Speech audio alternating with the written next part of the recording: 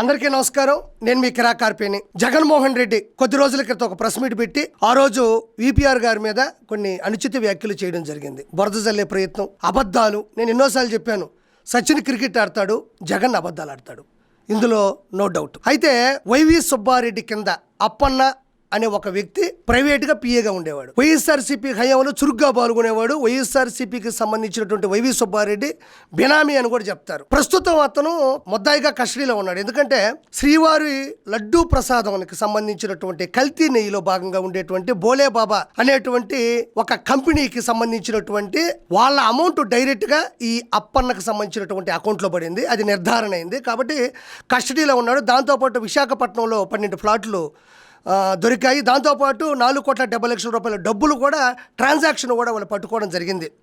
Okay, అదంతా okay.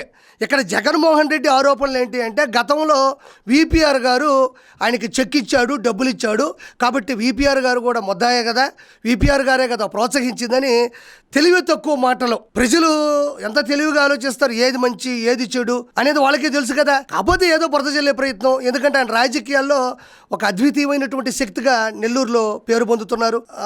ఆయన మంచితనం కావచ్చు, ఆయన చేస్తున్న మంచి పనులు కావచ్చు, ఇవన్నీ కూడా జగన్మోహన్ రెడ్డికి మింగుడు పడవు. కాబట్టి ఆయన బయటికి రావడం జరిగింది. ఎవరైతే విపిఆర్ గారు ఉన్నారో మొదట్లో వైఎస్ఆర్సీపీలో ఉన్నారు, తర్వాత రాజ్యసభ సభ్యుడిగా ఉన్నారు. అక్కడ ఎవరో మింగుడు పడరు. ఎందుకంటే సొంత చెల్లి కన్నతల్లి అక్కడ జీర్ణించుకోలేనటువంటి పరిస్థితులు నెలకొన్నాయి. మీ అందరికీ తెలిసిందే. విపిఆర్ గారు ఉంటారా? కాబట్టి ఏ గూటి పక్షులు ఆ గూటికి చేరతాయి అన్నట్టు ఒక మహోన్నతమైన వ్యక్తి, ఒక మంచి వ్యక్తి, అపర భగీరథుడు, దానకర్ణుడు, ఏ కష్టం వచ్చినా కన్నీళ్ళు తుడిచేటువంటి కనికరం ఉన్నటువంటి వ్యక్తి కాబట్టి, శక్తి కాబట్టి ఆయన బయటికి రావడం జరిగింది. కరెక్ట్ గా చంద్రబాబు నాయుడు గారు దొరకడం, ఆయన విజృంభిస్తూ ఈ రోజు రాజకీయాల్లో అత్యున్నత స్థాయిలో ఉన్నారు. మేడం ప్రశాంతి రెడ్డి గారు కూడా, అందరూ విపిఆర్ స్క్వేర్ అంటారు, ప్రశాంతి రెడ్డి గారు కూడా ముక్కుసూటిగా ఉంటారు. ఎవరికి ఏ సాయం చేయాలన్నా విపిఆర్ గారు సాయం చేస్తుంటే వెనక నుంచి ప్రోత్సహించేది, ఆ ప్రోద్బలం గానీ ఆ ఉత్సాహం గానీ అన్నీ కూడా దగ్గరుండి చూసుకునేది ప్రశాంతి రెడ్డి గారే. కాబట్టి ఆవిడ కూడా 54,583 ఓట్ల మెజారిటీతో కోవూరి చరిత్రను తిరగరాశారు ఆవిడ. అసలు జగన్మోహన్ రెడ్డి ఏం మాట్లాడాడు అనేది ఒకసారి విందాం. ఈ మధ్యకాలంలో మీరు అంతా ఆయన వింటారు, YV Subba Reddy PA, YV Subba Reddy PA, YV Subba Reddy PA అని పేరు. ఆయన పేరు ఏం పేరు? అప్పన్న. అసలు ఇది అప్పన్న ఎవడు పిఏ స్వామి అని చెప్పి నాకే అర్థం కాదు. అడిగిన నేను విపిఆర్పిఏ. ఇక్కడ మీరు గమనించండి, జగన్మోహన్ రెడ్డికి అప్పన్న పేరు తెలియదు అంటారా? వైవి సుబ్బారెడ్డి దగ్గర చేసేటువంటి బెనామీలో సునామీ అతను. ప్రతి రూపాయి తన అకౌంట్లో వేసుకుంటాడు. బోలేబాబా డైరీ నుంచి కల్తీ నీళ్ళు వచ్చిన డబ్బులన్నీ అకౌంట్లో వేసుకున్న వ్యక్తి ప్రతిరోజు ఎవరైతే దొంగలు ఉంటారో, ఎవరైతే దౌర్జన్యం చేస్తారో, ఎవరైతే అవినీతికి పాల్పడతారో వాళ్ళందరి పేర్లు ఒక పేపర్ మీద రాసుకుని చదువుకునే వ్యక్తి ఇతను. ఇతనికి ఎవరు స్వామి అని అడుగుతున్నాడు, ఆయన ఎవరో అప్పన్న అంటున్నాడు. మళ్ళీ ఎలా పెట్టాడు చెయ్యి ఈ అపర మేధావి. సిబిఐ, సిఐడి, సిట్టు, ఈడీ వీళ్ళందరినీ గ్రైండర్లో వేస్తే ఈ మేధావి వస్తాడు. ఈయన మేధస్సు వెనకున్న తపస్సు మామూలు విషయం కాదు. ఎవడో స్వామి అని ఆలోచించాడంట. ఆయన ఎవరు అప్పన్నంట. ఆయన ఎవరు అంటే విపిఆర్ గారి పిఏ అంట. ఇక్కడ ఇంకోసారి వినండి. విపిఆర్పిఏ. విపిఆర్ ఎవడు? విపిఆర్ ఎవడో కాదు, ఎవరు సార్ గారు. విపిఆర్ గారు ఎవరో నీకు తెలియదా? చెప్తా విను. 2,45,902 భారీ మెజారిటీతో గెలిచి నీకు నీ పార్టీకి చుక్కలు చూపించాడే, ఆయన్నే విపిఆర్ అంటారు. నెల్లూరు రాజకీయ చరిత్రని 100% సీట్లతో తిరగరాశాడే, ఆయన్నే విపిఆర్ అంటారు. ఎవరికి ఏ కష్టం వచ్చినా ఆ గడప దాటి లోపలికి వెళితే పెద్ద మనసున్న పెద్ద ఆయన ఉన్నాడు, కన్నీళ్లు తుడుస్తాడు, సంతోషాన్ని నింపుతాడని ప్రతి పేదవాడి మధ్యలో భరోసాగా నిలబడుతున్నాడే, ఆయన్నే విపిఆర్ అంటారు. జిల్లాలో ఏ బడి బాగుపడాలన్నా, ఏ గుడి భక్త పార్వశ్యాలతో మునిగిపోవాలన్నా ఈరోజు వెన్నుదన్నుగా ఉన్నాడే, ఆయన్నే విపిఆర్ అంటారు. విపిఆర్ ఫౌండేషన్ ద్వారా స్వచ్ఛందంగా కోట్ల రూపాయలు ఖర్చు పెట్టి లక్షల మంది గుండెల్లో గుడిగెట్టుకొని పూజించబడుతున్నాడే, అతన్నే విపిఆర్ అంటారు. నువ్వు కోల్పోయిన కోహినూర్, నువ్వు వదులుకున్న వజ్రం, నువ్వు విలువ తెలుసుకోలేని విత్తనం, that is legend, that is Nellore Peddareddy Vemireddy Prabhakar Reddy గారు. ఎవడో కాదో, సార్ గారు. ఏమండి, అంత గొప్ప వ్యక్తి విపిఆర్ విద్య ద్వారా కోట్ల రూపాయల స్థలంలో కోట్ల రూపాయలు ఖర్చు పెట్టి కార్పొరేట్ స్థాయి స్కూల్ని నిర్మించి పేద పిల్లలకు ఉచితంగా చదువుని అందిస్తున్నాడు. ఇది తెలుసుకో. విపిఆర్ వైద్య ద్వారా కార్పొరేట్ స్థాయిలో ఒక హాస్పిటల్ని నిర్మించి పేద ప్రజలకు ఉచితంగా వైద్యాన్ని అందిస్తున్నాడు. ఇది తెలుసుకో. విపిఆర్ అమృత ధార ఉమ్మడి నెల్లూరు జిల్లాలో 200 వాటర్ ప్లాంట్లు ఒక్క రూపాయి కూడా ఆశించకుండా తాగునీరు సౌలభ్యంగా సౌకర్యంగా లేని చోట ఆయన వెళ్ళి ప్రపంచంలో ఆయన తిరగనటువంటి దేశం లేదు, ఆయన చూడని జీవితం లేదు, ఆయన చూడని డబ్బు లేదు. ఆయనకి ఇవేమీ కొత్త కాదు. నీ దగ్గర పనిచేసి నీ దగ్గర పేరు తెచ్చుకోవాల్సిన అవసరం ఆయనకి లేదు. విపిఆర్ అమృత ద్వారా 200 వాటర్ ప్లాంట్లు నిర్మించి రూపాయి కూడా ఆశించకుండా నేరుగా ప్రతి సెకను ఆయనకి చాలా అమూల్యమైంది. అయినా కూడా ఆ పేద ప్రజలు ఆ తాగునీరు అందుకుని తీసుకెళ్తూ ఉంటే ఆయనకు వచ్చేటువంటి ఆనంద బాష్పాలు చాలా అమూల్యమైనవి. ఆయనే నేరుగా వెళ్ళి తీసుకెళ్ళినటువంటి సందర్భం 200 వాటర్ ప్లాంట్లు. విపిఆర్ ఫౌండేషన్లో భాగంగా విపిఆర్ వికాస ద్వారా స్పోర్ట్స్ కిట్లు ఎవరైతే యువత ఉంటారో వాళ్ళు ఏ గేమ్ నేర్చుకోవాలన్నా వాళ్ళకి సంబంధించినటువంటి పూర్తి స్థాయిలో వాళ్ళని ఆశీర్వదిస్తూ వాళ్ళ ఆత్మవిశ్వాసాన్ని పెంచుతూ వాళ్ళకి చేసినటువంటి కార్యక్రమం అది. విపిఆర్ భరోసా 50 ట్రైసైకిల్స్ని దివ్యాంగులకు అందించాడు. విపిఆర్ నేత్ర ఈరోజు వాళ్ళకి కంటి పరీక్షలు కావచ్చు, కళ్ళజోళ్ళు కావచ్చు ఉచితం.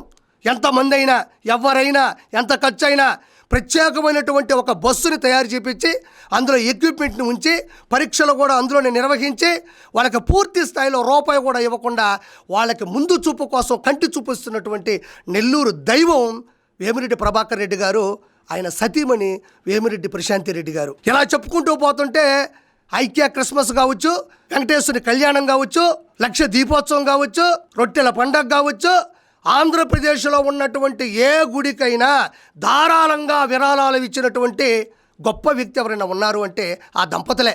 ఇది తెలుసుకో ముందు. ఇలాంటి గొప్ప వ్యక్తి ఏ పార్టీలోకైనా వస్తాను అంటే కళ్ళు కత్తుకొని తీసుకుంటారు. నీ దగ్గర ఉండలేక, నీతో నిమడలేక, దేవుడి దయ వల్ల నీ నుంచి బయటకు వచ్చేటప్పుడు చంద్రబాబు నాయుడు గారు దొరకడం అనేది ఇంకో గొప్ప విషయం. ఈరోజు చంద్రబాబు నాయుడు గారి చరిత్రకి, నారా లోకేష్ గారి చతురతకి ఈరోజు చక్కగా చేదోడు వాదోడుగా ఉన్నారు ఆ దంపతులు. ఈ రోజు నువ్వు అప్పన్న అనే వ్యక్తికి చెక్ ఇచ్చాడు అంటున్నావు. నువ్వు చెక్కులు లెక్క పెట్టుకోవాలి పోవాలన్నా, వీటన్ని నువ్వు చెక్ చేసుకుంటూ పోవాలన్నా ఆయన కొన్ని లక్షల మందికి కోట్ల రూపాయలు దానం చేశాడు. లోపలికి వెళ్ళి నా కష్టం ఇదయ్యా, నా కన్నీళ్ళు ఇదయ్యా, నా కుటుంబం ఇదయ్యా, నా పరిస్థితులు ఇదయ్యా అంటే వెనక ముందు కూడా చూడ్డం. కోట్ల రూపాయలని లక్షల మందికి ఇచ్చినటువంటి గొప్ప స్వభావం ఉన్న వ్యక్తి ఆయన. నువ్వు అప్పన్న గురించి మాట్లాడుతూ ఉండవు. నువ్వు ఎవరు అప్పన్నా? ఒక చెక్ ఇవ్వడానికో లేదంటే ఒకడికి ఏదో ఆకలేస్తుంటే అన్నం పెట్టడానికో వెనక ముందు చూసుకోవాల్సిన అవసరం లేదు కదా. సరే, దానికి సంబంధించినటువంటి ఒక వీడియో విపిఆర్ గారు చేయడం జరిగింది. ఒకసారి అది కూడా విందాం. నాకు బాగా ఈ గట్స్ నచ్చాయి. నేను ఇవ్వలేదు, నేను చేయలేదు, నాకు సంబంధం లేదు అన్న విషయం ఆయన మాట్లాడలేదు. విపిఆర్ గారు చెప్పిన మాటలు ఎంత క్లారిటీగా ఉన్నాయో ఒకసారి వినండి. జగన్మోహన్ రెడ్డి ఏం మాట్లాడాడంటే, జస్ట్ అకేషన్ వచ్చింది కాబట్టి చెప్తుండా తెలియాల. అప్పన్న అనేవాడికి 50,000 చెక్ ఇచ్చానని 100% ఇచ్చాను. ఎవరు చెప్తే ఇచ్చాను, అది కూడా ఒక సేవ కింద. నాది సేవా భావంతో జరుగుబాటు లేదు అంటే ఈ రోజు కూడా ఇంకా చెప్పాలంటే చాలా మందికి ఇచ్చుండ. అట్లా ఒక్కడికే కాదు, చాలా మందికి ఇచ్చుండ. అతని ఆత్మకే అది ఆయన ఒకసారి ఆలోచించుకోవాలా. ఆయన చెప్పిన మాట అట్లా ఎంతో మందికి ఇచ్చుండ. అది అతను జరుగుబాటు లేదు, పేదోడు అని చెప్తే ఈ రోజు సేవ చేసే రకంగానే దాన్ని కూడా ఆ రోజు చేసింది. నేను ఇక్కడ విపిఆర్ గారు చాలా క్లారిటీగా చెప్పారు. నేను 50,000 చెక్ ఇచ్చాను, నా చేతుల గుండానే ఇచ్చాను, చెప్పింది మీరే, జరుగుబాటు లేదు, ఆర్థికంగా వెనకబడిపోయి ఉన్నాడు అని ఇచ్చాను. ఇంతే కాకుండా ఇలా చెప్పుకుంటూ పోతే చాలా వేల మందికి, లక్షల మందికి కూడా ఇచ్చానని చెప్తున్నారు. ఆయనేమి దాటే ప్రయత్నం ఏం చేయలేదు కదా. 50,000 రూపాయలు చెక్ ఇచ్చాడు, జరుగుబాటు లేదు, అందులో తప్పే ఉంది, అందులో అబద్ధం ఏముంది? అది ఏమన్నా పెద్ద బ్లాక్ మనీయా? లేకపోతే గోడ ఓపెన్ చేసి అప్పన్నని తీసుకెళ్ళి ఈ 500 కోట్లు పట్టుకెళ్ళి అన్నాడా? లేకపోతే నువ్వేమన్నా చూపిస్తావా? నీ దగ్గర ఏమన్నా ఆధారాలు ఉన్నాయా?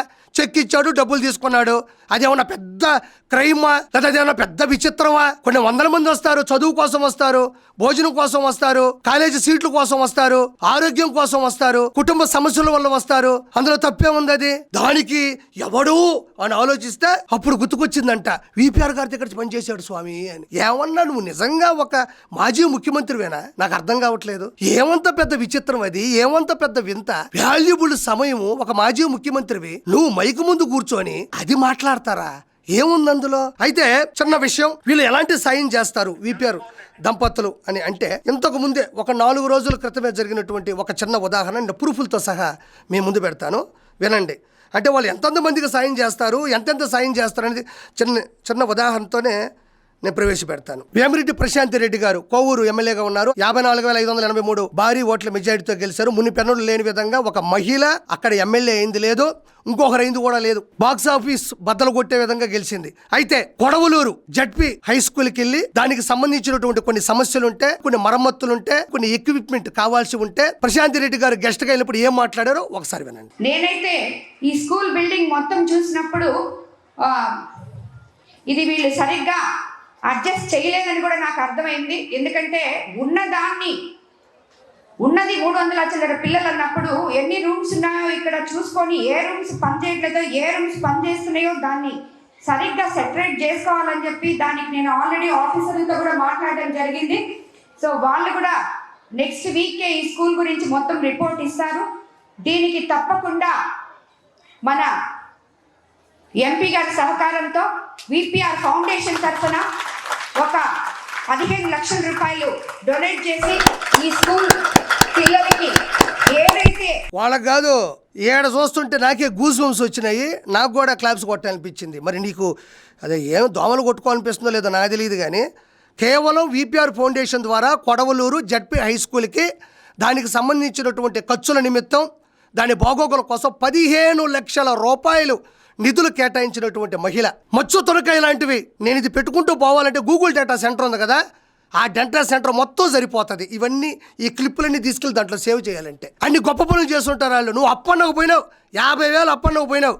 ఒక స్కూల్కి సంబంధించినటువంటి బాగోగులకి 15 లక్షల రూపాయలు ప్రజలందరూ చూస్తూ ఉండగా అమౌంట్ని క్లియర్ చేసినారు వాళ్ళు. నువ్వు 50,000 చెక్కు, అప్పన్న వచ్చాడు, అప్పన్న ఎవరి దగ్గర పనిచేసాడు అని మాట్లాడుతున్నావే. ఈరోజు ఇది ప్రత్యక్ష ఉదాహరణ. ఇలాంటి కోకొల్లలు, కోట్ల రూపాయలు ఈరోజు నెల్లూరుని శాసిస్తున్నారు, ప్రజల మంచిని ఆశిస్తున్నారు అంటే వాళ్ళు చేసిన మంచే. ఈరోజు విపిఆర్ గారు తీసుకుంటున్న ప్రతి బలమైన నిర్ణయం వెనక ప్రశాంతి రెడ్డి గారి ప్రోత్సాహం అనేది 100% ఉంది. నేను ఇప్పుడు కాదు, అంతకుముందు కూడా చెప్పా. నాకు విపిఆర్ గారితో రాజకీయాల్లోకి వచ్చిన తర్వాత కొద్దిసార్లు పరిచయం, కొన్నిసార్లు కలిశాను తప్ప నేను కరోనా సమయంలోనే ఆయన వీడియోలు, ఆయన చేస్తున్న మంచి, సమాజం పట్ల ఆయనకున్నటువంటి శ్రద్ధ, సంపాదనలో కొంత భాగం ప్రజలకి సేవ చేయాలి విపిఆర్ ఫౌండేషన్ ద్వారా అనుకున్నప్పుడు నేను విపిఆర్ అనేటువంటి ఈ లోగోని, విపిఆర్ ఫౌండేషన్ సంబంధించినటువంటి ఈ లోగోను కూడా నేను పచ్చబొట్టి ఇప్పించుకోవడం జరిగింది. నేనేం అబద్ధం చెప్పడంలే, నేను వేయించుకున్నాను. రాజకీయాల్లోకి రాకముందే, ఆయన టీడీపీలోకి రాకముందే సేవా దృక్పథంతో ముందుకెళ్తున్నప్పుడే నేను ఇన్స్పైర్ అయ్యి ఇలాంటి వ్యక్తుల యొక్క పచ్చబొట్టు మనం ఏం చేసుకుంటే చూసినప్పుడల్లా మనకు సిగ్గు వస్తుంది. ఇలాంటి గొప్ప వ్యక్తులు ఇలాంటి పనులు చేస్తున్నారు, మనం కూడా ఎంతో కొంత సంపాదిస్తే ప్రజలకు చేయాలన్న ఒక మోటివేషన్తో, ఇన్స్పిరేషన్తో, ఒక సరికొత్త ఉత్సాహంతో నేను ఈ లోగో వేసుకున్నా. నేను పదే ఎప్పుడూ చూపించలేదు, నాకెందుకు ఇప్పుడు చూపించాలనిపించింది ఈ విధంగా మాట్లాడుతుంటే. కాబట్టి విపిఆర్ గారి దంపతులకి నెల్లూరే కాదు ప్రపంచవ్యాప్తంగా అభిమానులు ఉన్నారు. వాళ్ళు చేసేటువంటి గొప్ప పనులు కావచ్చు, వాళ్ళు చేసే మంచి కావచ్చు, అది ఎవ్వరూ కూడా ఊహించనంత స్థాయిలో ఉంది. కాబట్టి నేను చివరిగా చెప్పేది ఒకటే, జగన్మోహన్ రెడ్డి, కొండ ఒకటి కాదు, వాళ్ళు కొండ, నువ్వు కొండ. గట్టిగా కొడితే కొండ పగిలిపోద్ది. కొండ ఏమన్నా పగల కొట్టవా నువ్వు? సరే, నువ్వు పగల కొట్టిన కొండలు చాలానే ఉన్నాయిలే, కానీ ఇది తరగని కొండ, ఇది బంగారు కొండ, నువ్వు మంచు కొండ, ఎప్పుడు కానీ కరిగిపోవాల్సిందే. చివరగా నేను ప్రజలకు చెప్పేది కూడా ఒకటే, ఇలాంటి గొప్ప వ్యక్తులు ఇన్స్పిరేషన్ గా తీసుకొని ప్రతి జనరేషన్ ముందుకెళ్లాలని, ప్రజల ఆశీస్సులతో ఈ దంపతులు ఆయుర ఆరోగ్యాలతో ఉండాలని మనస్ఫూర్తిగా కోరుకుంటూ థ్యాంక్ యూ సో మచ్.